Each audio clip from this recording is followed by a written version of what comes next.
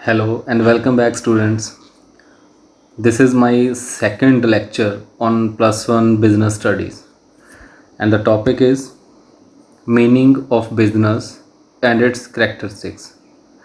First lecture ਦੇ ਅੰਦਰ ਅਸੀਂ ਕੁਝ ਹਿਊਮਨ ਐਕਟੀਵਿਟੀਜ਼ ਦੀ ਗੱਲ ਕੀਤੀ ਸੀ ਕਿ ਹਿਊਮਨ ਐਕਟੀਵਿਟੀਜ਼ ਕਿੰਨੀ ਤਰ੍ਹਾਂ ਦੀਆਂ ਹੁੰਦੀਆਂ, ਜਿਸ ਦੇ ਵਿੱਚ ਅਸੀਂ ਇਕਨੋਮਿਕ ਐਕਟੀਵਿਟੀ ਦੀ ਗੱਲ ਕੀਤੀ। ਇਕਨੋਮਿਕ ਐਕਟੀਵਿਟੀ ਉਹ ਐਕਟੀਵਿਟੀ ਸੀ ਜਿਸ ਦਾ ਮੋਟਿਵ ਪ੍ਰੋਫਿਟ ਅਰਨ ਕਰਨਾ ਜਾਂ ਮਨੀ ਅਰਨ ਕਰਨਾ ਸੀ। ਔਰ ਹੁਣ ਉਸ ਹੀ ਐਕਟੀਵਿਟੀ ਦਾ ਅਸੀਂ ਇੱਕ ਅੱਗੇ ਪਾਰਟ ਲੱਗੇ ਕਰਨ, ਦੈਟ ਇਜ਼ ਬਿਜ਼ਨਸ, ਕਿ ਬਿਜ਼ਨਸ ਕੀ ਹੁੰਦਾ ਹੈ, ਬਿਜ਼ਨਸ ਦੇ ਫੀਚਰਸ ਕੀ ਹੁੰਦੇ ਆ। ਠੀਕ ਹੈ, ਪ੍ਰੋਫੈਸ਼ਨ ਅਸੀਂ ਪੜ੍ਹਿਆ ਸੀ, ਸਟੱਡੀ ਕੀਤੀ ਸੀ ਉਸ ਦੀ, ਔਰ ਇੰਪਲੋਇਮੈਂਟ ਅਸੀਂ ਦੇਖੀ ਸੀ। ਅੱਜ ਦੇਖਦੇ ਹਾਂ ਅਸੀਂ ਕਿ ਬਿਜ਼ਨਸ ਕੀ ਹੁੰਦਾ ਇਨ ਡਿਟੇਲ। ਹਾਂਜੀ, ਅਸੀਂ ਮੀਨਿੰਗ ਤੋਂ ਸਟਾਰਟ ਕਰੀਏ ਕਿ ਬਿਜ਼ਨਸ ਕੀ ਹੈ। ਦੇਖੋ, ਅਸੀਂ ਸਟਾਰਟਿੰਗ ਤੋਂ ਹੀ ਇਹ ਲਿਖ ਦਿੱਤਾ ਕਿ ਬਿਜ਼ਨਸ ਕੀ ਹੈ, ਇੱਕ ਟਾਈਪ ਆਫ ਇਕਨੋਮਿਕ ਐਕਟੀਵਿਟੀ ਹੈ। ਮਤਲਬ ਬਿਜ਼ਨਸ ਇਕਨੋਮਿਕ ਐਕਟੀਵਿਟੀ ਦੀ ਹੀ ਇੱਕ ਟਾਈਪ ਹੈ। ਇਕਨੋਮਿਕ ਐਕਟੀਵਿਟੀ ਕੀ ਸੀ ਉਹ ਅਸੀਂ ਪਹਿਲਾਂ ਹੀ ਡਿਟੇਲ ਦੇ ਵਿੱਚ ਸਟੱਡੀ ਕਰ ਲਈ ਉਸਦੀ। ਪੈਸਾ ਕਮਾਉਣਾ ਸਾਡਾ ਮੇਨ ਮੋਟਿਵ ਸੀ ਉੱਥੇ। ਠੀਕ ਹੈ, which is performed by the human being to satisfy their needs by earning of money. Business word taken from a word busy. Busy word ਤੋਂ ਬਿਜ਼ਨਸ ਦਾ ਵਰਡ ਜਿਹੜਾ ਹੈ ਇਹ ਲਿਆ ਗਿਆ। ਹੁਣ ਜਿਸ ਦਾ ਮਤਲਬ ਕੀ ਹੈ, ਡੂਇੰਗ ਥਿੰਗਸ, ਮਤਲਬ ਕੁਛ ਕਰਨਾ। ਹੁਣ ਕੀ ਕਰਨਾ ਅਸੀਂ ਇਹਦੇ ਅੰਦਰ ਕੀ ਹੈ, concerned with all those activities whose object is to earn profit, like purchase, production, sale, exchange of goods, services, etc. to satisfy the needs। ਕੀ ਕੀਤਾ ਸੀ ਉਸ ਦੇ ਵਿੱਚ, ਪਰਚੇਜ਼ ਕੀਤੀ, ਪ੍ਰੋਡਕਸ਼ਨ ਕੀਤੀ, ਸੇਲ ਕੀਤੀ ਜਾਂ exchange of goods and services ਕੀਤੀਆਂ। ਉਹਦੇ ਬਦਲੇ ਸਾਨੂੰ ਕੀ ਮਿਲਿਆ, ਸਾਨੂੰ ਉਹਦੇ ਬਦਲੇ ਪੈਸਾ ਮਿਲਿਆ, ਔਰ ਉਸ ਪੈਸੇ ਨਾਲ ਅਸੀਂ ਆਪਣੀਆਂ ਜ਼ਰੂਰਤਾਂ ਨੂੰ ਪੂਰਾ ਕੀਤਾ। ਇਹ ਹੈ ਬਿਜ਼ਨਸ। ਹੁਣ ਦੇਖੋ, ਅਗਰ ਅਸੀਂ ਬਿਜ਼ਨਸ ਦੀ ਗੱਲ ਕਰੀਏ ਤਾਂ ਬਿਜ਼ਨਸ ਸਾਡਾ ਇੱਕ ਮੈਨੂਫੈਕਚਰਿੰਗ ਕੰਸਰਨ ਵੀ ਹੋ ਸਕਦਾ ਔਰ ਇੱਕ ਟਰੇਡਿੰਗ ਫਰਮ ਵੀ ਹੋ ਸਕਦੀ ਹੈ। ਮੈਨੂਫੈਕਚਰਿੰਗ ਦਾ ਮਤਲਬ ਜਿੱਥੇ ਅਸੀਂ ਕੁਝ ਸਮਾਨ ਜਿਹੜਾ ਹੈ ਖੁਦ ਬਣਾਉਣਾ ਹੈ, ਔਰ ਟਰੇਡਿੰਗ ਦਾ ਮੀਨਸ ਕੀ ਹੈ, ਜਿੱਥੋਂ ਅਸੀਂ ਰੈਡੀਮੇਡ ਸਮਾਨ ਲਿਆ ਕੇ ਅੱਗੇ ਵੇਚਦੇ ਹਾਂ। ਠੀਕ ਹੈ ਜੀ। ਹੁਣ in other words business means an economic activity. ਕੀ ਅਸੀਂ ਇਹਨਾਂ ਦੇ ਵਿੱਚੋਂ ਇਨਕਲਕੇਟ ਕੀਤਾ ਕਿ ਬਿਜ਼ਨਸ ਕੀ ਹੈ, ਇੱਕ ਇਕਨੋਮਿਕ ਐਕਟੀਵਿਟੀ ਹੈ ਵਿਚ ਕੰਸਰਨਡ ਵਿਦ ਰੈਗੂਲਰ ਡੀਲਿੰਗ। ਦੇਖੋ, ਬੜਾ ਇੰਪੋਰਟੈਂਟ ਵਰਡ ਹੈ ਇਹ। ਅਗਰ ਅਸੀਂ ਇਸ ਨੂੰ ਛੱਡ ਦਈਏ ਤਾਂ ਕਈ ਐਕਟੀਵਿਟੀਜ਼ ਐਸੀਆਂ ਜ਼ਰੂਰ ਹੁੰਦੀਆਂ ਸਾਡੀਆਂ ਜਿਹੜੀਆਂ ਕਿ ਪੈਸਾ ਕਮਾਉਣ ਦੇ ਲਈ ਹੁੰਦੀਆਂ, ਲੇਕਿਨ ਉਸ ਨੂੰ ਅਸੀਂ ਬਿਜ਼ਨਸ ਨਹੀਂ ਕਹਿ ਸਕਦੇ। ਇੱਥੇ ਸਾਡੀ ਰੈਗੂਲੈਰਿਟੀ ਉਹਨਾਂ ਐਕਟੀਵਿਟੀਜ਼ ਦੇ ਅੰਦਰ ਹੋਣੀ ਬੜੀ ਜ਼ਰੂਰੀ ਹੈ। ਦੇਖੋ, ਜਿਵੇਂ ਕਿ ਆਪਾਂ ਪੜ੍ਹ ਰਹੇ ਹਾਂ ਔਰ ਆਪਾਂ ਜਦੋਂ ਨੈਕਸਟ ਕਲਾਸ ਦੇ ਵਿੱਚ ਜਾਂਦੇ ਹਾਂ ਤਾਂ ਅਸੀਂ ਪਿਛਲੀ ਕਲਾਸ ਦੀਆਂ ਕਿਤਾਬਾਂ ਕੀ ਕਰਦੇ ਹਾਂ, ਅੱਗੇ ਸੈੱਲ ਕਰ ਦਿੰਦੇ ਹਾਂ, ਵੇਚ ਦਿੰਦੇ ਹਾਂ ਹਾਫ ਰੇਟ ਦੇ ਅੰਦਰ। ਉਹ ਕਿਤਾਬਾਂ ਵੇਚਣਾ ਡਜ਼ਨਟ ਮੀਨ ਕਿ ਮੈਂ ਬਿਜ਼ਨਸ ਕਰ ਰਿਹਾ, ਕਿਉਂਕਿ ਉਹ ਮੇਰੀ ਇੱਕ ਰੈਗੂਲਰ ਐਕਟੀਵਿਟੀ ਨਹੀਂ ਹੈ। ਸਿਮਿਲਰ ਇੱਕ ਬੁੱਕ ਸੈਲਰ ਜੋ ਹੈ ਉਹ ਕਿਤਾਬਾਂ ਵੇਚੂਗਾ ਤਾਂ ਉਹ ਉਸ ਦੀ ਰੈਗੂਲਰ ਡੀਲਿੰਗ ਹੈ, ਤਾਂ ਉਹ ਉਸ ਦਾ ਬਿਜ਼ਨਸ ਕਹਿਲਾਏਗਾ। ਠੀਕ ਹੈ ਜੀ। ਇਹ ਫਰਕ ਹੈ ਕਿ ਜਦੋਂ ਅਸੀਂ ਰੈਗੂਲਰ ਐਕਟੀਵਿਟੀਜ਼ ਕਰਦੇ ਹਾਂ ਉਹੀ ਸਿਮਿਲਰ, ਤਦ ਉਹ ਬਿਜ਼ਨਸ ਦੀ ਡੈਫੀਨੇਸ਼ਨ ਦੇ ਅੰਦਰ ਆਉਂਦੀਆਂ ਨੇ। ਅਗਰ ਅਸੀਂ ਉਹ ਐਕਟੀਵਿਟੀਜ਼ ਰੈਗੂਲਰ ਬੇਸਿਸ 'ਤੇ ਨਹੀਂ ਕਰਦੇ ਤਾਂ ਉਹ ਬਿਜ਼ਨਸ ਦੀ ਡੈਫੀਨੇਸ਼ਨ 'ਚ ਨਹੀਂ ਆਉਂਦੀਆਂ ਚੀਜ਼ਾਂ। ਠੀਕ ਹੈ। ਇੱਕ ਹੋਰ ਐਗਜ਼ਾਮਪਲ ਅਸੀਂ ਇਹਦੇ ਅੰਦਰ ਲੈ ਲੈਂਦੇ ਹਾਂ ਕਿ ਜਦੋਂ ਇੱਕ ਬਿਜ਼ਨਸ ਹੈ, ਇੱਕ ਆਲਰੇਡੀ ਚਲਾ ਰਿਹਾ ਫਰਮ, ਕੰਸਰਨ ਚੱਲ ਰਹੀ ਹੈ, ਉਹਦੇ ਅੰਦਰ ਕੀ ਕਰ ਰਿਹਾ, ਉਹ ਪੁਰਾਣੀ ਮਸ਼ੀਨ ਆਪਣੀ ਵੇਚ ਰਿਹਾ। ਕੰਮ ਉਸ ਦਾ ਕੀ ਸੀ ਕਿ ਪ੍ਰੋਡਕਸ਼ਨ ਕਰਕੇ ਕੋਈ ਵੀ ਸਮਾਨ ਜਿਹੜਾ ਹੈ ਬਾਹਰ ਮਾਰਕੀਟ ਦੇ ਵਿੱਚ ਵੇਚਣਾ, ਲੇਕਿਨ ਪੁਰਾਣੀ ਮਸ਼ੀਨ ਉਸਨੇ ਵੇਚੀ, ਕੋਈ ਵੀ ਰੀਜ਼ਨ ਹੋ ਸਕਦਾ, ਲੇਕਿਨ ਉਹ ਮਸ਼ੀਨ ਵੇਚਣਾ ਉਹਦੀ ਇੱਕ ਰੈਗੂਲਰ ਐਕਟੀਵਿਟੀ ਨਹੀਂ ਹੈ। ਇਸ ਕਰਕੇ ਉਹ ਜਿਹੜੀ ਐਕਟੀਵਿਟੀ ਸੀ ਮਸ਼ੀਨ ਨੂੰ ਵੇਚਣ ਦੀ, ਉਸ ਨੂੰ ਅਸੀਂ ਬਿਜ਼ਨਸ ਦੀ ਡੈਫੀਨੇਸ਼ਨ 'ਚ ਨਹੀਂ ਲੈ ਕੇ ਆਉਂਦੇ। ਇਸੇ ਕਰਕੇ ਉਸ ਮਸ਼ੀਨ ਨੂੰ ਵੇਚਣ ਤੋਂ ਜਿਹੜਾ ਵੀ ਸਾਡਾ ਪ੍ਰੋਫਿਟ ਜਾਂ ਲਾਸ ਹੁੰਦਾ ਉਸ ਨੂੰ ਅਸੀਂ ਓਪਰੇਟਿੰਗ ਪ੍ਰੋਫਿਟ ਨਹੀਂ ਬੋਲਦੇ। ਓਪਰੇਟਿੰਗ ਪ੍ਰੋਫਿਟ ਕਿਹੜਾ ਹੁੰਦਾ, ਜੋ ਸਾਡੀਆਂ ਰੈਗੂਲਰ ਐਕਟੀਵਿਟੀਜ਼ ਤੋਂ ਅਸੀਂ ਅਰਨ ਕਰਦੇ ਹਾਂ। ਠੀਕ ਹੈ ਨਾ। ਇਨ ਟਰੇਡਿੰਗ ਰੈਗੂਲਰ ਐਕਟੀਵਿਟੀ ਅਸੀਂ ਕਰ ਰਹੇ ਹਾਂ, ਚਾਹੇ ਉਹ ਟਰੇਡਿੰਗ ਦੇ ਅੰਦਰ ਹੋਵੇ, ਚਾਹੇ ਉਹ ਮੈਨੂਫੈਕਚਰਿੰਗ ਦੇ ਅੰਦਰ ਹੋਵੇ, ਚਾਹੇ ਉਹ distribution of goods and services ਦੇ ਅੰਦਰ ਹੋਵੇ, ਲੇਕਿਨ ਉਹਦੇ ਅੰਦਰ ਰੈਗੂਲੈਰਿਟੀ ਹੋਣੀ ਜ਼ਰੂਰੀ ਹੈ for satisfying the need of human beings. ਉਹਨਾਂ ਦੀਆਂ ਜ਼ਰੂਰਤਾਂ ਨੂੰ ਪੂਰਾ ਕਰਨ ਦੇ ਲਈ ਅਸੀਂ ਐਕਟੀਵਿਟੀਜ਼ ਜਿਹੜੀਆਂ ਨੇ ਪਰਫੋਰਮ ਕਰਦੇ ਹਾਂ। ਹੁਣ ਇਸ ਦੀ ਡੈਫੀਨੇਸ਼ਨ ਕੀ ਲਿਖੀ ਗਈ, the term business mean the exchange of goods, money or services for mutual benefit. देखो डेफिनेशनस आसान ने, MC नॉटन ने लिखी हुई है, आसान डेफिनेशन है ये, इस तो अगली डेफिनेशन भी आसान है। मीनिंग ਉਹੀ ਨਿਕਲਦਾ ਹੈ ਹਰ ਇੱਕ ਚੀਜ਼ ਦਾ ਕਿ ਬਿਜ਼ਨਸ ਦਾ ਮਤਲਬ ਕੀ ਹੈ, ਅਸੀਂ ਗੁੱਡਸ ਐਕਸਚੇਂਜ ਕਰਦੇ ਹਾਂ, ਸਰਵਿਸਿਜ਼ ਐਕਸਚੇਂਜ ਕਰਦੇ ਹਾਂ, ਔਰ ਉਹਦਾ ਸਾਡਾ ਮੇਨ ਪਰਪਸ ਕੀ ਹੈ ਉਹਦੇ ਪਿੱਛੇ, ਮਿਊਚੁਅਲ ਬੈਨੀਫਿਟ, ਕਿ ਅਸੀਂ ਆਪਣੀਆਂ ਜ਼ਰੂਰਤਾਂ ਨੂੰ ਪੂਰਾ ਕਰਨਾ ਹੈ। ਔਰ ਉਹ ਕਿਵੇਂ ਹੋਊਗਾ ਮਿਊਚੁਅਲ ਬੈਨੀਫਿਟ ਪੂਰਾ, ਕਿ ਅਸੀਂ ਉਸ ਦੀਆਂ ਜ਼ਰੂਰਤਾਂ ਵੀ ਪੂਰਾ ਕੀਤੀਆਂ ਔਰ ਸਾਡੀ ਜ਼ਰੂਰਤ ਕੀ ਸੀ ਕਿ ਸਾਨੂੰ ਉਹਦੇ ਬਦਲੇ ਪੈਸਾ ਮਿਲਦਾ ਹੈ। ਦੋਨਾਂ ਦੀ ਜ਼ਰੂਰਤ ਜਿਹੜੀ ਹੈ ਪੂਰੀ ਹੋ ਜਾਂਦੀ ਹੈ। ਤੁਸੀਂ ਬੁੱਕ ਸੈਲਰ ਦੇ ਕੋਲ ਜਾਂਦੇ ਹੋ, ਉਹਦੀ ਨੀਡ ਹੈ ਮਨੀ, ਤੁਸੀਂ ਉਸ ਨੂੰ ਪੈਸਾ ਦਿੱਤਾ ਔਰ ਤੁਹਾਡੀ ਨੀਡ ਸੀ ਬੁੱਕ, ਤਾਂ ਤੁਹਾਨੂੰ ਕੀ ਹੈ ਉਹ ਬੁੱਕ ਮਿਲ ਜਾਂਦੀ ਹੈ, ਤਾਂ ਦੋਨਾਂ ਦੀ ਜ਼ਰੂਰਤ ਉੱਥੇ ਪੂਰੀ ਹੋ ਜਾਂਦੀ ਹੈ। ਇਸ ਨੂੰ ਅਸੀਂ ਕਹਿੰਦੇ ਹਾਂ ਮਿਊਚੁਅਲ ਬੈਨੀਫਿਟ। नेक्स्ट डेफिनेशन है business may be defined as human activity in which different persons exchange something of valuable. देखो एक्सचेंज समथिंग ऑफ वैल्यू, जिसकी कोई कीमत है उसनों एक्सचेंज करते हैं, वैदर वो गुड्स भी हो सकदियां ने, वो सर्विसेज भी हो सकदियां, फॉर म्यूचुअल गेन और प्रॉफिट, सेम चीज़। ठीक है ना, ये साड़ियाँ डेफिनेशन सी जितों सानू पता लग्या कि बिजनेस जिहड़ा है वो की हुंदा है। नैक्सट इस दे फीचर आ जाते हैं कि बिजनेस दे विच ओहदे किहड़े-किहड़े फीचर्स होंदे हैं, बिजनेस नूं पहचानिया कित्थों जाता है। सो फस्ट फीचर है साडा इकनॉमिक एक्टिविटी। जिवें असीं स्टार्टिंग ही डेफिनेशन दी कीती सी, बिजनेस दे मीनिंग तो कीती कि बिजनेस इज़ अ पार्ट और a type of economic activity, कि बिजनेस इकनॉमिक एक्टिविटी दी एक टाइप है। ਉਹੀ चीज़ असीं इहदे पहले फीचर के अंदर लैके आंदी कि बिजनेस की है एक इकनॉमिक एक्टिविटी है और जिसका मेन मोटिव की है कि अर्न प्रॉफिट, कि असी प्रॉफिट नू अर्न करना, satisfy the need of human beings if goods are produced for self consumption. बड़ा इंपॉर्टेंट पॉइंट है कि अगर वही गुड्स जड़ियाँ ने असी अपने सैल्फ कंजम्पशन के लिए तैयार कीतियां, तद उसनू असी अपनी इकनॉमिक एक्टिविटी के अंदर कंसीडर नहीं करते। असी पहले ही डिस्कस किया जदों असी इकनॉमिक एक्टिविटी के रिगार्डिंग पढ़ रहे सी। असी देखा सी कि जदों एक टीचर जिहड़ा है वो पैसे लैके किसी नूं पढ़ा रहा, दैन वो इकनॉमिक एक्टिविटी है। जदों अपने ही बच्चों नूं पढ़ा रहा उहदे बदले उसनूं पैसा नहीं मिलना, तां वो की है, नॉन इकनॉमिक एक्टिविटी है। ठीक है, कई बंदे सोशल सर्विस भी करते हैं, फ्री ऑफ कॉस्ट जाके पढ़ा के आते हैं, या फ्री ऑफ कॉस्ट स्कूलों के या पिंडों के वो एक जगह के उपर बच्चों को इकट्ठा करके पढ़ा देंगे, वो बदले उन्होंने मिलना कुछ नहीं। दैट इज़ वो सैल्फ सैटिस्फैक्शन है, अपना साइकोलॉजिकल जी नीड सी साड़ी असीं उसी पूरा किया, उसनों असीं इकनॉमिक एक्टिविटी कंसीडर नहीं करते। ठीक है जी, इस तरह कोई चीज़ असीं सैल्फ कंजम्पशन के लिए प्रोड्यूस की तो वो इकनॉमिक एक्टिविटी नहीं होगी। सैकेंड इहदा फीचर है सेल ऑफ गुड्स और सर्विसेज, कि जो भी ये अंदर इसनूं स्टार्ट करूगा बिजनेस नूं, वो की करदा है, गुड्स नूं या तो मैनुफैक्चर करके बेचता है, ठीक है, या सर्विसेज नूं प्रोवाइड करता है और वो बदले उसनूं की मिलता है, पैसा मिलूगा। ये डील्ड विद ट्रेडिंग और manufacturing of goods and exchange of goods और सर्विसेज फॉर अर्निंग मनी। साडा इत्थे जो मेन मोटिव है, देखो पैसे के इर्द गिर्द ही घूम रहा, असी वो बदले करना की है, समान नूं बना के बेचांगे, रेडीमेड लिया के बेचांगे, या कोई सर्विस प्रोवाइड करांगे, like transportation, like banking, like warehouse, ये सर्विसेज ने, असी सर्विसेज प्रोवाइड करांगे। उत्थे साडा उत्थे मोटिव की उहदे पिछे पैसा अर्न करना, प्रॉफिट अर्न करना।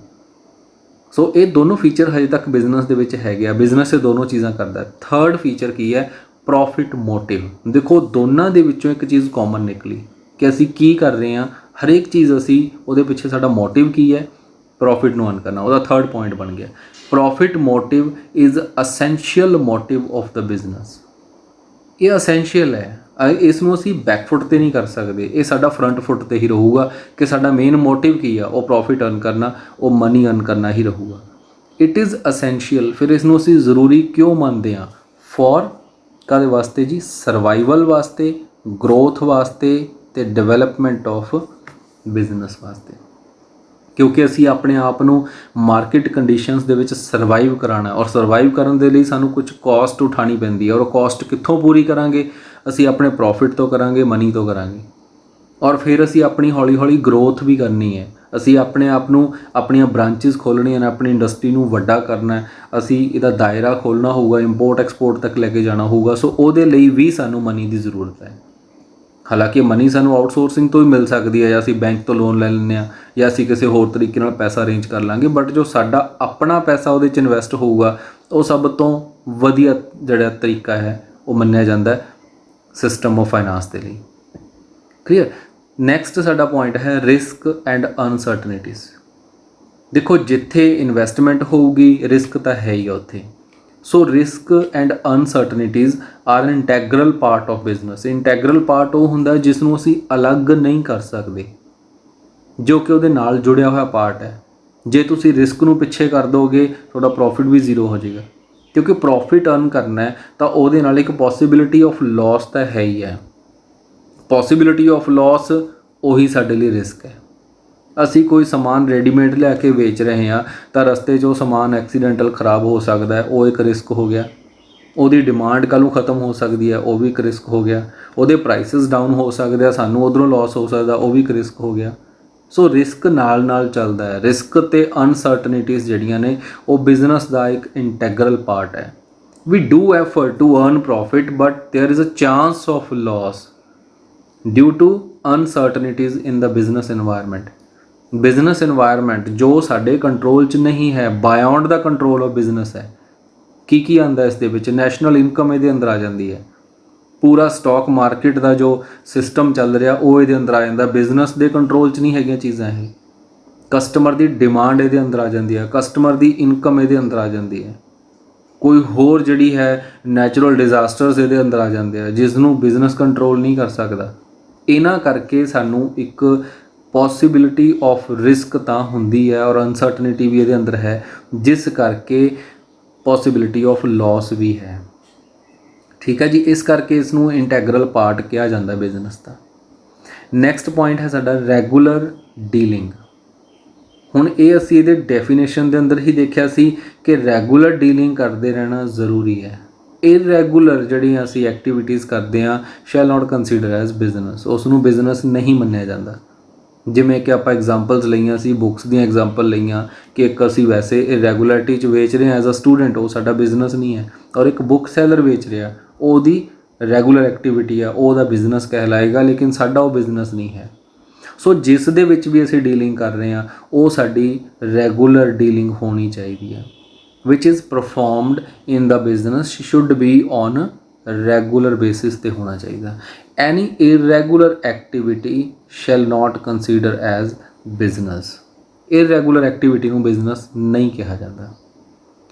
ਨੈਕਸਟ ਪੁਆਇੰਟ ਹੈ ਕ੍ਰੀਏਸ਼ਨ ਆਫ ਯੂਟਿਲਿਟੀ। ਦੇਖੋ ਯੂਟਿਲਿਟੀ ਹੁੰਦੀ ਕੀ ਹੈ? ਜਿਵੇਂ ਕਿਸੇ ਟਾਈਮ ਦੇ ਉੱਪਰ ਮੋਬਾਈਲ ਫੋਨ ਆਏ ਮਾਰਕੀਟ ਦੇ ਵਿੱਚ ਤਾਂ ਲੋਕਾਂ ਦੇ ਅੰਦਰ ਇਸ ਦੀ ਡਿਮਾਂਡ ਪੈਦਾ ਕੀਤੀ ਗਈ, ਇਸ ਦਾ ਯੂਜ਼ ਪੈਦਾ ਕੀਤਾ ਗਿਆ ਪਹਿਲਾਂ ਕਿ ਲੋਕਾਂ ਨੂੰ ਇਹਦੀ ਜ਼ਰੂਰਤ ਹੈ, ਜ਼ਰੂਰਤ ਪੈਦਾ ਕੀਤੀ ਜਾਂਦੀ ਹੈ, ਫਿਰ ਸਮਾਨ ਜਿਹੜਾ ਹੈ ਉਹ ਮਾਰਕੀਟ ਦੇ ਵਿੱਚ ਸਪਲਾਈ ਕੀਤਾ ਜਾਂਦਾ ਹੈ। ਪਹਿਲਾਂ ਇੱਕ ਦੋ ਚੀਜ਼ਾਂ ਆਉਂਦੀਆਂ, ਜਦੋਂ ਲੋਕਾਂ ਨੂੰ ਉਸ ਚੀਜ਼ ਦੀ ਆਦਤ ਪੈ ਜਾਂਦੀ ਹੈ, ਲੋਕਾਂ ਨੂੰ ਉਸ ਦੀ ਵਰਤੋਂ ਦੀ ਆਦਤ ਪੈ ਜਾਂਦੀ ਹੈ, ਫਿਰ ਉਹ ਚੀਜ਼ ਜਿਹੜੀ ਹੈ ਮਾਰਕੀਟ ਦੇ ਵਿੱਚ ਆ ਜਾਂਦੀ ਹੈ। ਸੋ ਇੱਥੇ ਬਿਜ਼ਨਸ ਦਾ ਇੱਕ ਮੇਨ ਆਬਜੈਕਟ ਕੀ ਆ ਜਾਂਦਾ, ਉਹਦਾ ਫੀਚਰ ਵੀ ਹੈ ਇਹ, ਉਹਦਾ ਆਬਜੈਕਟ ਵੀ ਹੈ ਕਿ make the product suitable for use, ਕਿ ਉਸ ਪ੍ਰੋਡਕਟ ਨੂੰ ਸੁਟੇਬਲ ਬਣਾ ਦੇਣਾ ਸੋ ਦੈਟ ਕੰਜ਼ਿਊਮਰ ਜਿਹੜਾ ਹੈ ਉਸ ਨੂੰ ਬਾਏ ਕਰੇ ਅਤੇ ਉਸ ਨੂੰ ਯੂਜ਼ ਕਰੇ। ਅਗਰ ਕੋਈ ਪ੍ਰੋਡਕਟ ਦੇਖੋ ਜਿਹੜਾ ਸੁਟੇਬਲ ਨਹੀਂ ਹੈ, ਜਿਸ ਨੂੰ ਅਸੀਂ ਯੂਜ਼ ਨਹੀਂ ਕਰ ਸਕਦੇ, ਕਿਆ ਉਸ ਨੂੰ ਕੋਈ ਬਾਏ ਕਰੂਗਾ? ਨਹੀਂ ਕਰਦਾ। ਸੋ ਬਾਏ ਕਰਨ ਦੇ ਲਈ ਉਹਦੇ ਅੰਦਰ ਕੁਝ ਐਸਾ ਕੁਆਲਿਟੀ ਫੀਚਰ ਹੋਣਾ ਚਾਹੀਦਾ ਜਿਹੜਾ ਕਿ ਸਾਨੂੰ ਇਹ ਲੱਗੇ ਕਿ ਵਾਕਈ ਸਾਨੂੰ ਇਸ ਦੀ ਜ਼ਰੂਰਤ ਹੈ। ਅਗਰ ਮੋਬਾਈਲ ਫੋਨ ਸਿਰਫ ਗੇਮ ਹੀ ਖੇਡਣ ਦੇ ਕੰਮ ਆਉਂਦੇ, ਉਹਦੇ ਨਾਲ ਕਾਲ ਹੀ ਨਾ ਕਿਤੇ ਹੋ ਪਾਉਂਦੀ, ਤਾਂ ਮੈਨੂੰ ਲੱਗਦਾ ਕਿ ਸ਼ਾਇਦ ਜਿੰਨੇ ਮੋਬਾਈਲ ਫੋਨ ਇਸ ਟਾਈਮ ਵਰਲਡ ਦੇ ਵਿੱਚ ਹੈ ਇਸ ਤੋਂ 10% ਹੀ ਰਹਿ ਜਾਂਦੇ ਉਹ ਜ਼ਿਆਦਾ ਨਹੀਂ ਸੀ ਵਿਕਣੇ।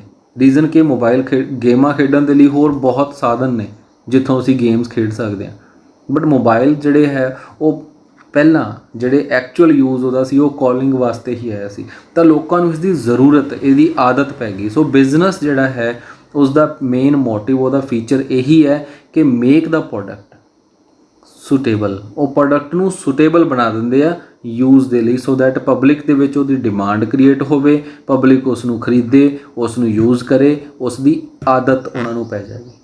ਸੋ ਇਹ ਬਿਜ਼ਨਸ ਦਾ ਜਿਹੜਾ ਹੈ ਉਹ ਕੰਮ ਹੈ। ਨੈਕਸਟ ਪੁਆਇੰਟ ਹੈ ਸਾਡੇ ਕੋਲ ਐਂਟਰਪ੍ਰੇਨਿਓਰਸ਼ਿਪ। ਐਂਟਰਪ੍ਰੇਨਿਓਰਸ਼ਿਪ ਵੀ ਇਸ ਦੇ ਅੰਦਰ ਹੁੰਦੀ ਹੈ। There must be someone. ਦੇਖੋ ਬਿਜ਼ਨਸ ਕੀ ਹੈ? ਇੱਕ ਆਰਟੀਫਿਸ਼ੀਅਲ ਪਰਸਨ ਹੈ। ਅਗਰ ਅਸੀਂ ਪਰਸਨ ਦੀ ਗੱਲ ਕਰੀਏ ਕਿ ਪਰਸਨ ਕਿੰਨੀ ਤਰ੍ਹਾਂ ਦੇ ਹੁੰਦੇ ਆ ਐਜ਼ ਪਰ ਦਾ ਇਨਕਮ ਟੈਕਸ ਐਕਟ, ਉਹਨਾਂ ਨੇ ਇੱਕ ਨੈਚੁਰਲ ਪਰਸਨ ਕਿਹਾ, ਇੱਕ ਜਿਹੜਾ ਹੈ ਉਹਨਾਂ ਨੇ ਆਰਟੀਫੀਸ਼ੀਅਲ ਪਰਸਨ ਕਿਹਾ। ਹੁਣ ਜੋ ਨੈਚੁਰਲ ਪਰਸਨ ਹੈ ਉਹ ਤਾਂ ਲਾਈਕ ਮੈਂ ਤੁਸੀਂ ਉਹ ਨੈਚੁਰਲ ਪਰਸਨ ਹੋ ਗਏ। ਤਾਂ ਆਰਟੀਫੀਸ਼ੀਅਲ ਪਰਸਨ ਕੌਣ ਹੈ? ਜਿੰਨੇ ਵੀ ਬਿਜ਼ਨਸ ਹਾਊਸਿਸ ਨੇ, ਜਿੰਨੀਆਂ ਵੀ ਕੰਪਨੀਆਂ, ਸਕੂਲ, ਇੰਸਟੀਟਿਊਸ਼ਨਸ ਚੱਲ ਰਿਹਾ, ਇਹ ਸਾਰੇ ਕੀ ਨੇ? ਆਰਟੀਫੀਸ਼ੀਅਲ ਪਰਸਨਸ ਨੇ, ਜਿਸ ਨੂੰ ਕਿ ਲਾਅ ਪਰਸਨ ਮੰਨਦਾ ਹੈ। ਕਦੋਂ ਮੰਨਦਾ? ਜਦੋਂ ਉਹ ਲਾਅ ਦੇ ਕੋਲ ਆਪਣੀ ਰਜਿਸਟ੍ਰੇਸ਼ਨ ਕਰਾ ਦਿੰਦੇ ਆ। ਉਸ ਤੋਂ ਬਾਅਦ ਲਾਅ ਜਿਹੜਾ ਹੈ ਉਹਨਾਂ ਨੂੰ ਪਰਸਨ ਦਾ ਡੈਜ਼ਿਗਨੇਸ਼ਨ ਪ੍ਰੋਵਾਈਡ ਕਰ ਦਿੰਦਾ ਹੈ। ਸੋ ਉਹ ਵੀ ਪਰਸਨ ਨੇ। ਸੋ ਇੱਥੇ ਇੱਕ ਬਿਜ਼ਨਸ ਜਿਹੜਾ ਹੈ ਉਹ ਇੱਕ ਆਰਟੀਫੀਸ਼ੀਅਲ ਪਰਸਨ ਹੈ, cannot think as it's on. Business ਆਪਣੇ ਆਪ ਕੁਝ ਵੀ ਨਹੀਂ ਸੋਚ ਸਕਦਾ ਕਿਉਂਕਿ ਉਹ ਇੱਕ ਆਰਟੀਫੀਸ਼ੀਅਲ ਪਰਸਨ ਹੈ। ਦੇਖੋ ਬਿਜ਼ਨਸ ਹੈ ਕਿ ਇੱਕ ਬਿਲਡਿੰਗ ਦੇ ਉੱਪਰ ਤੁਸੀਂ ਇੱਕ ਬੋਰਡ ਲਗਾ ਦਿੱਤਾ, ਉਹ ਬਿਜ਼ਨਸ ਦਾ ਇੱਕ ਐਡਰੈਸ ਬਣ ਗਿਆ, ਇੱਕ ਜਗ੍ਹਾ ਬਣ ਗਈ। ਬਿਜ਼ਨਸ ਕੀ ਹੁੰਦਾ? ਉਹ ਜਿਹੜੀ ਉਹਦੇ ਅੰਦਰ ਡੀਲਿੰਗ ਚੱਲੂਗੀ, ਉਹ ਐਕਟੀਵਿਟੀਜ਼ ਚੱਲਣਗੀਆਂ, ਉਹਨਾਂ ਨੂੰ ਅਸੀਂ ਕੀ ਹੈ? ਬਿਜ਼ਨਸ ਕਹਿ ਦਿੰਦੇ ਹਾਂ। ਹੁਣ ਜਿਹੜਾ ਉਹ ਬਿਜ਼ਨਸ ਹੈ, ਕਿਆ ਉਹ ਆਪਣੇ ਆਪ ਕੁਝ ਸੋਚ ਸਕਦਾ? ਨਹੀਂ। ਉਹ ਕਿਹਦੇ ਦੁਆਰਾ ਪਰਫਾਰਮ ਕੀਤੀ ਜਾਂਦੀ ਹੈ? ਕੋਈ ਨਾ ਕੋਈ ਪਰਸਨ, ਨੈਚੁਰਲ ਪਰਸਨ ਹੋਣਾ ਚਾਹੀਦਾ ਜੋ ਸਾਰੀਆਂ ਐਕਟੀਵਿਟੀਜ਼ ਨੂੰ ਪਰਫਾਰਮ ਕਰੂਗਾ। ਸੋ ਇੱਥੇ ਵੀ ਅਸੀਂ ਇਹੀ ਲਿਖਦੇ ਹਾਂ, there must be someone who undertake the activities of the business. ਜੋ ਬਿਜ਼ਨਸ ਦੀਆਂ ਉਹ ਸਾਰੀਆਂ ਐਕਟੀਵਿਟੀਜ਼ ਨੂੰ ਅੰਡਰਟੇਕ ਕਰੇ, ਉਹਨਾਂ ਨੂੰ ਚਲਾਵੇ। It is an essential element for starting a business. Business ਨੂੰ ਸਟਾਰਟ ਕਰਨਾ ਤਾਂ ਉਹਦੇ ਲਈ ਅਸੈਂਸ਼ੀਅਲ ਐਲੀਮੈਂਟ ਹੈ। ਕੋਈ ਵੀ ਤੁਸੀਂ ਜਿਹੜਾ ਬਿਜ਼ਨਸ ਸਟਾਰਟ ਕਰਨਾ, ਉਹਦੇ ਲਈ ਪਰਸਨ ਦਾ ਹੋਣਾ ਜ਼ਰੂਰੀ ਹੈ, ਮਾਲਕ ਦਾ ਹੋਣਾ ਜ਼ਰੂਰੀ ਹੈ। ਉਸ ਤੋਂ ਬਿਨਾਂ ਬਿਜ਼ਨਸ ਕਿਵੇਂ ਚੱਲ ਜਾਊਗਾ? ਠੀਕ ਹੈ ਨਾ। ਸੋ ਇਸ ਕਰਕੇ ਐਂਟਰਪ੍ਰੇਨਿਓਰਸ਼ਿਪ ਜਿਹੜੀ ਹੈ, ਦੇਖੋ ਐਂਟਰਪ੍ਰੇਨਿਓਰ ਜਿਹੜਾ ਹੁੰਦਾ ਉਹ ਮਾਲਕ ਹੈ, ਲੇਕਿਨ ਐਂਟਰਪ੍ਰੇਨਿਓਰਸ਼ਿਪ ਕੀ ਹੁੰਦੀ ਹੈ? ਮਾਲਕ ਦੁਆਰਾ ਕੀਤੇ ਜਾਣ ਵਾਲੇ ਸਾਰੇ ਕੰਮ, ਸਾਰੀਆਂ ਐਕਟੀਵਿਟੀਜ਼ ਜਿਹੜੀਆਂ ਹੁੰਦੀਆਂ, ਉਸ ਨੂੰ ਅਸੀਂ ਐਂਟਰਪ੍ਰੇਨਿਓਰਸ਼ਿਪ ਕਹਿ ਦਿੰਦੇ ਹਾਂ। ਸੋ ਬਿਜ਼ਨਸ ਦੇ ਵਿੱਚ ਇਹ ਚੀਜ਼ ਇਨਕਲੂਡ ਹੁੰਦੀ ਹੈ। ਬਿਜ਼ਨਸ ਦਾ ਇਹ ਫੀਚਰ ਹੈ ਕਿ ਇਹਦੇ ਅੰਦਰ ਐਂਟਰਪ੍ਰੇਨਿਓਰਸ਼ਿਪ ਜਿਹੜੀ ਹੈ ਉਹ ਇਨਕਲੂਡ ਹੈ। ਉਹ ਕਿਰਿਆਵਾਂ, ਉਹ ਐਕਟੀਵਿਟੀਜ਼ ਜਿਹੜੀਆਂ ਕਿ performed by a natural person ਹੈ on the behalf of business. Business is nothing without a natural person. Business ਕੁਛ ਨਹੀਂ ਹੈ ਉਹਦੇ ਬਿਨਾਂ। ਸੋ ਇਹਦੇ ਅੰਦਰ ਉਹਦਾ ਹੋਣਾ ਜ਼ਰੂਰੀ ਹੈ ਜੋ ਬਿਜ਼ਨਸ ਦੇ ਬਿਹਾਫ 'ਤੇ ਉਹ ਸਾਰੀਆਂ ਐਕਟੀਵਿਟੀਜ਼ ਜਿਹੜੀਆਂ ਨੇ ਪਰਫਾਰਮ ਕਰੇਗਾ। ਨੈਕਸਟ ਪੁਆਇੰਟ ਹੈ ਕ੍ਰੀਏਸ਼ਨ ਆਫ ਮਾਰਕੀਟ। ਹੁਣ ਬਿਜ਼ਨਸ ਦਾ ਇਹ ਵੀ ਇੱਕ ਕੰਮ ਹੈ ਕਿ ਬਿਜ਼ਨਸ ਜਿਹੜਾ ਹੈ ਉਹ ਮਾਰਕੀਟ ਦੀ ਕ੍ਰੀਏਸ਼ਨ ਕਰੇਗਾ। ਮਤਲਬ ਕਿ ਨਵਾਂ ਮਾਰਕੀਟ ਇੱਥੇ ਅਸੀਂ ਜਿਹੜਾ ਹੈ ਉਹ ਲੱਭਣਾ ਹੈ, ਅਸਟੈਬਲਿਸ਼ ਕਰਨਾ ਉਸ ਨੂੰ। Business creates a new market for its product and make the product available at the possible places with the help of transportation. ਇੱਥੇ ਬਿਜ਼ਨਸ ਦਾ ਹੀ ਕੰਮ ਹੈ ਕਿ ਪਹਿਲਾਂ ਤਾਂ ਨਵੀਂ ਮਾਰਕੀਟ ਨੂੰ ਲੱਭੂਗਾ, ਅਸਟੈਬਲਿਸ਼ ਕਰੂਗਾ, ਫਿਰ ਉੱਥੇ ਪ੍ਰੋਡਕਟ ਅਵੇਲੇਬਲ ਕਰਾਊਗਾ with the help of transportation. So ਇਹ ਵੀ ਬਿਜ਼ਨਸ ਦਾ ਫੀਚਰ ਹੈ, ਬਿਜ਼ਨਸ ਕਰਦਾ। ਬੇਸਿਕਲੀ ਦੇਖੋ ਫੀਚਰਸ ਦਾ ਮਤਲਬ ਇਹ ਹੁੰਦਾ ਹੈ ਕਿ ਬਿਜ਼ਨਸ ਜਿਹੜਾ ਹੈ ਉਹ ਕੀ ਕੰਮ ਕਰਦਾ ਹੈ। ਛੋਟੀ ਜਿਹੀ ਐਗਜ਼ਾਮਪਲ ਅਸੀਂ ਲੈਂਦੇ ਹਾਂ ਵਾਟਰ, ਪਾਣੀ ਤੋਂ। ਪਾਣੀ ਦਾ ਕੀ ਫੀਚਰ ਹੈ ਕਿ ਪਾਣੀ ਪਿਆਸ ਬੁਝਾਉਂਦਾ ਹੈ, ਇਹ ਉਹਦਾ ਫੀਚਰ ਹੈ। ਫਿਰ ਮੈਂ ਬੋਲੂँਗਾ ਕਿ ਪਾਣੀ ਦਾ ਕੰਮ ਕੀ ਹੈ, ਫਿਰ ਆਪਾਂ ਇਹੀ ਕਹਾਂਗੇ ਕਿ ਪਾਣੀ ਪਿਆਸ ਬੁਝਾਉਂਦਾ। ਦੇਖੋ ਉਹੀ ਉਹਦਾ ਕੰਮ ਸੀ, ਉਹੀ ਉਸ ਦਾ ਫੀਚਰ ਬਣਿਆ। ਜਿਹੜੀ ਚੀਜ਼ ਜੋ ਕੰਮ ਕਰੇਗੀ ਉਹੀ ਉਸ ਦਾ ਫੀਚਰ ਵੀ ਬਣੇਗਾ। ਕਲੀਅਰ। ਨੈਕਸਟ ਪੁਆਇੰਟ ਹੈ ਕੰਜ਼ਿਊਮਰ ਸੈਟਿਸਫੈਕਸ਼ਨ। ਦੇਖੋ ਹੁਣ ਇਹ ਵੀ ਬਿਜ਼ਨਸ ਦਾ ਫੀਚਰ ਹੈ ਔਰ ਇਹ ਬਿਜ਼ਨਸ ਦਾ ਕੰਮ ਵੀ ਹੈ ਕਿ ਬਿਜ਼ਨਸ ਸਰਵਾਈਵ ਕਿਵੇਂ ਕਰੂਗਾ। ਅਗਰ ਅਸੀਂ ਕੰਜ਼ਿਊਮਰ ਨੂੰ ਸੈਟਿਸਫਾਈ ਹੀ ਨਹੀਂ ਕਰਾਵਾਂਗੇ, ਕੰਜ਼ਿਊਮਰ ਸਾਡੇ ਪ੍ਰੋਡਕਟ ਤੋਂ ਕਦੇ ਸੈਟਿਸਫਾਈ ਨਹੀਂ ਹੋਣਗੇ, ਤਾਂ ਬਿਜ਼ਨਸ ਸਰਵਾਈਵ ਹੀ ਨਹੀਂ ਕਰ ਸਕਦਾ। ਕੋਸਟ ਕਿੱਥੋਂ ਪੂਰੀ ਕਰਾਂਗੇ ਅਸੀਂ ਜੇ ਪ੍ਰੋਡਕਟ ਹੀ ਨਹੀਂ ਵਿਕੂਗਾ ਤਾਂ। ਸੋ ਇਸ ਕਰਕੇ ਕੰਜ਼ਿਊਮਰ ਸੈਟਿਸਫੈਕਸ਼ਨ ਸਾਡੇ ਬਿਜ਼ਨਸ ਦਾ ਮੇਨ ਮੋਟਿਵ ਹੈ। ਠੀਕ ਹੈ ਕਿ ਪ੍ਰੋਫਿਟ ਮੈਕਸੀਮਾਈਜੇਸ਼ਨ ਵੀ ਹੈ, ਲੇਕਿਨ without satisfied consumer profit maximisation is not possible. ਉਹ ਹੋ ਹੀ ਨਹੀਂ ਸਕਦਾ। ਇਸ ਕਰਕੇ ਕੀ ਹੈ, maximisation of customer and their satisfaction is the primary aim of business enterprise. ਉਸ ਦਾ ਮੇਨ ਏਮ ਕੀ ਹੈ ਕਿ ਉਹ ਕਸਟਮਰ ਨੂੰ ਸੈਟਿਸਫਾਈ ਕਰੇ, ਉਹਨਾਂ ਨੂੰ ਮੈਕਸੀਮਾਈਜ਼ ਕਰੇ, ਵਧਾਵੇ। ਜਦੋਂ ਉਹ ਵਧਣਗੇ ਤਾਂ ਆਟੋਮੈਟਿਕਲੀ ਸੇਲ ਵਧੂਗੀ, ਤਾਂ ਪ੍ਰੋਫਿਟ ਵੀ ਆਪਣੇ ਆਪ ਜੰਪ ਕਰਨਗੇ, ਆਪਣੇ ਆਪ ਵਧਣਗੇ। ਇਹ ਮਾਡਰਨ ਕਨਸੈਪਟ ਆਫ ਮਾਰਕੀਟਿੰਗ ਦੇ ਵਿੱਚ ਵੀ ਆਉਂਦਾ ਹੈ। ਸੋ ਕਸਟਮਰ ਓਰੀਐਂਟੇਸ਼ਨ ਜਿਹੜੀ ਹੈ ਉਹ ਮਾਡਰਨ ਕਨਸੈਪਟ ਦੇ ਵਿੱਚ ਲਿਆ ਗਿਆ ਸੀ। ਨੈਕਸਟ ਪੁਆਇੰਟ ਹੈ ਫਾਈਨਾਂਸ। ਤੇ ਫਾਈਨਾਂਸ ਕੀ ਹੁੰਦਾ ਹੈ? ਦੇਖੋ ਫਾਈਨਾਂਸ ਬਿਜ਼ਨਸ ਦੇ ਲਈ ਇੱਕ ਬਲੱਡ ਦਾ ਕੰਮ ਕਰਦਾ ਹੈ। ਜਿਵੇਂ ਕਿ ਬਲੱਡ ਤੋਂ ਬਿਨਾਂ ਹਿਊਮਨ ਬਾਡੀ ਨਹੀਂ ਕੰਮ ਕਰ ਸਕਦੀ, ਇਸੇ ਤਰ੍ਹਾਂ ਫਾਈਨਾਂਸ ਤੋਂ ਬਿਨਾਂ ਬਿਜ਼ਨਸ ਨਹੀਂ ਕੰਮ ਕਰ ਸਕਦਾ। ਸੋ ਇੱਥੇ ਫਾਈਨਾਂਸ ਕੀ ਆ, ਅਸੈਂਸ਼ੀਅਲ ਐਲੀਮੈਂਟ ਹੈ ਕਿਸੇ ਬਿਜ਼ਨਸ ਦੇ ਲਈ। ਸੋ ਇਟਸ ਪ੍ਰੋਕਿਉਰਮੈਂਟ, ਪ੍ਰੋਕਿਉਰਮੈਂਟ ਦਾ ਕੀ ਮਤਲਬ ਹੈ, ਇਸ ਨੂੰ ਅਸੀਂ ਇਕੱਠਾ ਕਰਨਾ ਹੈ, ਕਿੱਥੋਂ ਇਸ ਦਾ ਇੰਤਜ਼ਾਮ ਕਰਾਂਗੇ, ਇਹਨੂੰ ਲੈ ਕੇ ਆਵਾਂਗੇ। Procurement and usage is the sensitive matter for the business entrepreneur.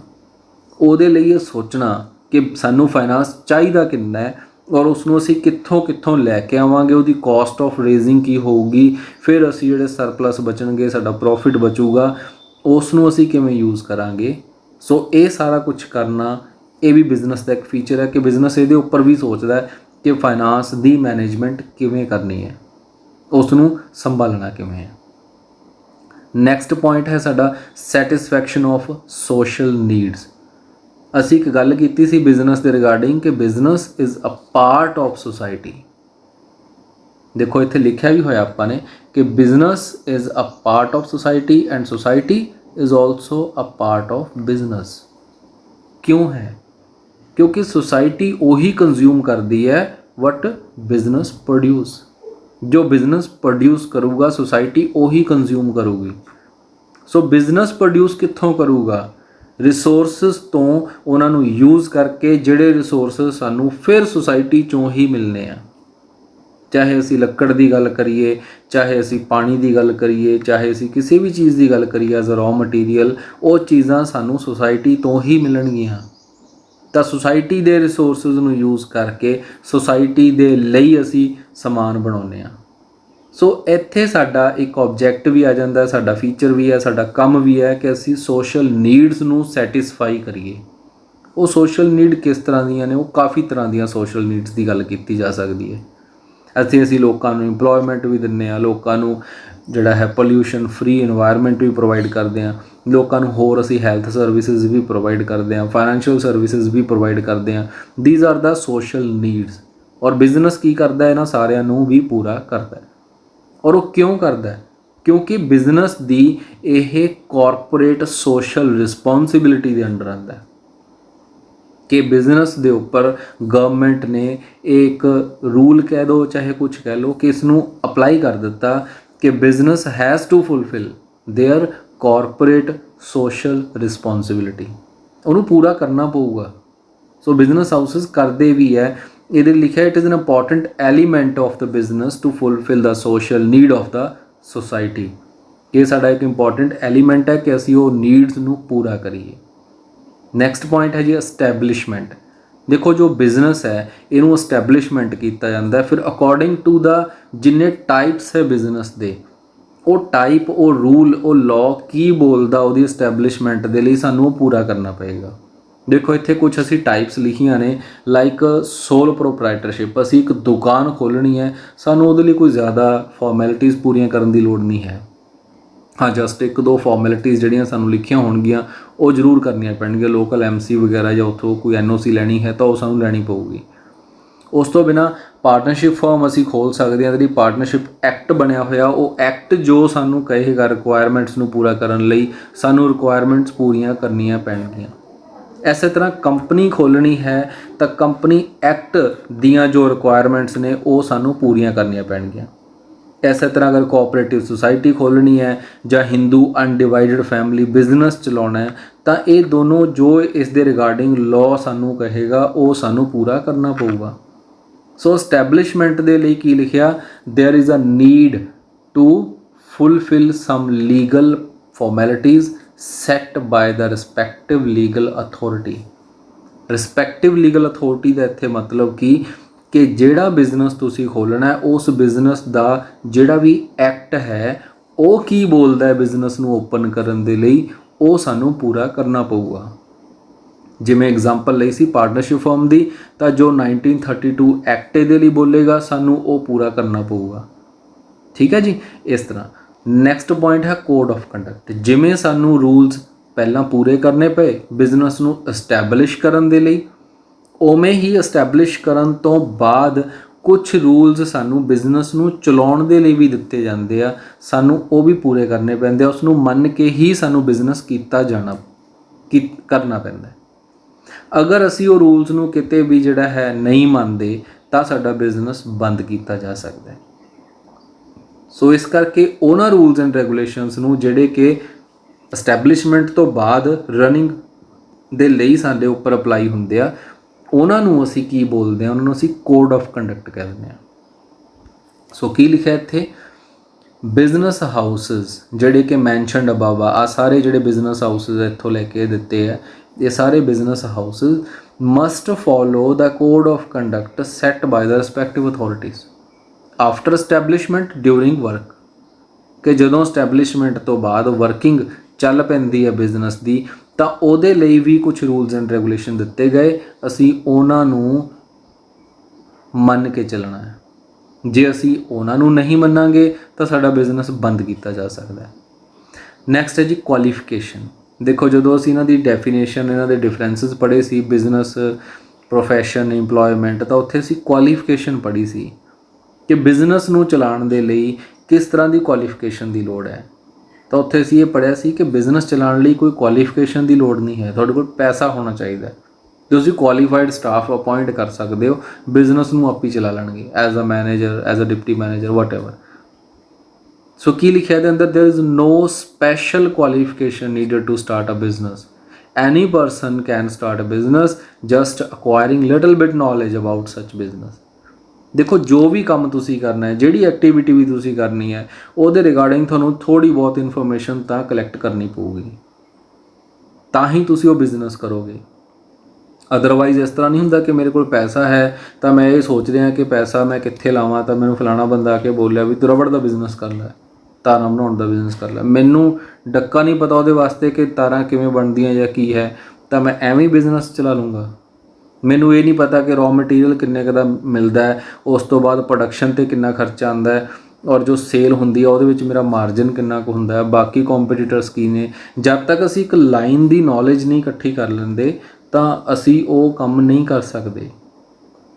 ਜਿਸ ਤਰ੍ਹਾਂ ਇੱਕ ਸਟੂਡੈਂਟ ਹੈ ਜੋ ਕਿ ਪੜ੍ਹ ਕੇ, ਜਿਹੜੀ ਕਿ ਅੱਜ ਕੱਲ੍ਹ ਆਮ ਗੱਲ ਚੱਲਦੀ ਹੈ ਕਿ ਮੇਰੇ ਜੀ 95% ਮਾਰਕਸ ਆ ਗਏ, 98% ਮਾਰਕਸ ਆ ਗਏ, ਵਟ ਆਈ ਸ਼ੁੱਡ ਡੂ, ਮੈਨੂੰ ਕੀ ਕਰਨਾ ਚਾਹੀਦਾ ਹੈ, ਕਿਹੜਾ ਸਬਜੈਕਟ, ਕਿਹੜੀ ਸਟਰੀਮ ਰੱਖਣੀ ਚਾਹੀਦੀ ਹੈ। ਬੜਾ ਬੇਵਕੂਫੀਆਨਾ ਕੁਐਸਚਨ ਹੁੰਦਾ ਇਹ ਕਿ ਅਸੀਂ ਜਦੋਂ ਇਹ ਚੀਜ਼ ਪੁੱਛਦੇ ਹਾਂ, ਹੈ ਨਾ। ਜਿਹੜੀ ਚੀਜ਼ ਦਾ ਇੰਟਰਸਟ ਸਾਡੇ ਅੰਦਰ ਹੈ ਅਸੀਂ ਉਹੀ ਸਬਜੈਕਟ ਰੱਖ ਕੇ ਪੜ੍ਹਾਂਗੇ। ਜਦੋਂ ਸਾਡੇ ਅੰਦਰ ਕਿਸੇ ਚੀਜ਼ ਦਾ ਇੰਟਰਸਟ ਹੀ ਨਹੀਂ ਹੈ, ਸਾਨੂੰ ਪਤਾ ਹੀ ਨਹੀਂ ਕਿ ਅਸੀਂ ਕੀ ਕਰਨਾ ਹੈ, ਸੋ ਫਿਰ ਤਾਂ ਇੱਕ ਡਾਕਟਰ ਨੂੰ ਜਾ ਕੇ ਪੁੱਛਾਂਗੇ, ਉਹ ਕਹੂਗਾ ਡਾਕਟਰ ਬਣ ਜਾ। ਕਿਆ ਸਾਡਾ ਬ੍ਰੇਨ ਅਲਾਓ ਕਰਦਾ ਡਾਕਟਰੀ ਪੜ੍ਹਨ ਵਾਸਤੇ? ਕਿਆ ਸਾਡੀ ਫਾਈਨੈਂਸ਼ੀਅਲ ਕੰਡੀਸ਼ਨ ਐਸੀ ਹੈ ਕਿ ਅਸੀਂ ਉਹ ਕੋਸਟਲੀ ਜਿਹੜੀ ਪੜ੍ਹਾਈ ਆ ਉਹਨੂੰ ਚੱਕ ਲਾਂਗੇ? ਇੱਕ ਸੀਏ ਨੂੰ ਪੁੱਛੋਗੇ ਤਾਂ ਉਹ ਕਹੇਗਾ ਕਮਰਸ ਰੱਖੋ, ਚਾਰਟਰਡ ਅਕਾਊਂਟੈਂਟ ਬਣੋ। ਕਿਆ ਆਪਣਾ ਦਿਮਾਗ ਚੱਕ ਲੂਗਾ ਉਸ ਲੋਡ ਨੂੰ? ਮਤਲਬ ਪਹਿਲਾਂ ਅਸੀਂ ਆਪਣੇ ਆਪ ਨੂੰ ਪੁੱਛਦੇ ਹਾਂ, ਅਸੀਂ ਉਸ ਲਾਈਨ ਦੀ ਪੂਰੀ ਇਨਕੁਆਇਰੀ ਕਰਦੇ ਹਾਂ ਕਿ ਇਹਦਾ ਸਕੋਪ ਕੀ ਹੈ, ਤਦ ਅਸੀਂ ਉਸ ਲਾਈਨ ਦੇ ਵਿੱਚ ਜਾਂਦੇ ਹਾਂ। ਠੀਕ ਹੈ, ਜਿਹੜੀ ਕਿ ਅੱਜ ਕੱਲ੍ਹ ਕਿਸੇ ਸਟੂਡੈਂਟ ਦੇ ਅੰਦਰ ਦੇਖਣ ਨੂੰ ਨਹੀਂ ਮਿਲਦੀ। ਸੋ ਇਹ ਪੁਆਇੰਟ ਵੀ ਇੱਥੇ ਬਣਿਆ ਕਿ ਕੁਆਲੀਫਿਕੇਸ਼ਨ ਦੀ ਜ਼ਰੂਰਤ ਨਹੀਂ ਹੈ, ਤੁਹਾਨੂੰ ਜਸਟ ਉਸ ਲਾਈਨ ਦੀ ਲਿਟਲ ਬਿਟ ਨੌਲੇਜ ਤੁਸੀਂ ਇਕੱਠੀ ਕਰਨੀ ਹੈ, ਕਲੈਕਟ ਕਰਨੀ ਹੈ। ਉਸ ਤੋਂ ਬਾਅਦ ਅਸੀਂ ਕੀ ਕਰ ਸਕਦੇ ਹਾਂ, ਉਸ ਬਿਜ਼ਨਸ ਨੂੰ ਰਨ ਕਰ ਸਕਦੇ ਹਾਂ, ਚਲਾ ਸਕਦੇ ਹਾਂ। ਨੈਕਸਟ ਹੈ ਜੀ ਪੁਆਇੰਟ, ਟਰਾਂਸਫਰੇਬਿਲਿਟੀ ਆਫ ਇੰਟਰਸਟ।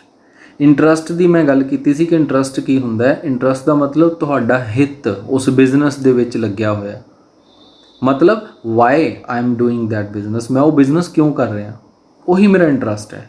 ਜਿਵੇਂ ਆਪਾਂ ਕਹਿ ਦਿੰਦੇ ਨਾ ਕਿ ਫਲਾਣੇ ਦੀ ਗੱਲ ਦੇ ਵਿੱਚ ਵੀ ਤੇਰਾ ਕੀ ਇੰਟਰਸਟ, ਮਤਲਬ ਦੇਖੋ ਇੰਟਰਸਟ ਦਾ ਮਤਲਬ ਇੱਥੇ ਕੀ ਹੈ ਵੀ ਤੂੰ ਕਿਉਂ ਸੁਣ ਰਿਹਾ ਗੱਲਾਂ, ਜਦ ਤੂੰ ਇਹ ਕੰਮ ਕਰ ਰਿਹਾ ਤਾਂ ਕਿਉਂ ਕਰ ਰਿਹਾ, ਤੇਰਾ ਇਸ 'ਚ ਕੀ ਇੰਟਰਸਟ ਹੈ। ਜਿਵੇਂ ਆਪਾਂ ਕਹਿ ਦਈਏ ਇੱਕ ਬ੍ਰੋਕਰ ਕਿਸੇ ਦਾ ਇੱਕ ਪਲਾਟ ਵਿਕਵਾ ਰਿਹਾ ਹੈ ਔਰ ਕਿਸੇ ਨੂੰ ਖਰੀਦਵਾ ਕੇ ਦੇ ਰਿਹਾ, ਤਾਂ ਉਹਦੇ ਵਿੱਚ ਉਹਦਾ ਕੀ ਇੰਟਰਸਟ ਹੈ, ਦੈਟ ਇਜ਼ ਉਹਦਾ ਹਿੱਤ ਜੁੜਿਆ ਹੋਇਆ, ਉਹਨੂੰ ਉੱਥੋਂ ਕਮਿਸ਼ਨ ਮਿਲਣਾ, ਉਹ ਕਮਿਸ਼ਨ ਦੇ ਲਈ ਉਹ ਕੰਮ ਕਰ ਰਿਹਾ। ਐਸੇ ਤਰ੍ਹਾਂ ਅਸੀਂ ਬਿਜ਼ਨਸ ਕਰਦੇ ਹਾਂ ਤਾਂ ਬਿਜ਼ਨਸ ਪਿੱਛੇ ਸਾਡਾ ਇੰਟਰਸਟ ਕੀ ਹੈ ਕਿ ਅਸੀਂ ਮਨੀ ਅਰਨ ਕਰਨੀ ਹੈ, ਅਸੀਂ ਪ੍ਰੋਫਿਟ ਅਰਨ ਕਰਨਾ ਹੈ। ਕਿਆ ਉਹ ਇੰਟਰਸਟ ਜੋ ਮੇਰਾ ਬਿਜ਼ਨਸ ਨਾਲ ਜੁੜਿਆ ਹੋਇਆ, ਕਿਆ ਮੈਂ ਉਹ ਕਿਸੇ ਹੋਰ ਨੂੰ ਟਰਾਂਸਫਰ ਕਰ ਸਕਦਾ? ਉਹ ਪੁਆਇੰਟ ਹੈ ਇਹ ਕਿ ਟਰਾਂਸਫਰੇਬਿਲਿਟੀ ਆਫ ਇੰਟਰਸਟ। ਬਿਜ਼ਨਸਮੈਨ ਜਿਹੜਾ ਹੈ can transfer his interest to anybody by transferring his business to him or her after few legal formalities.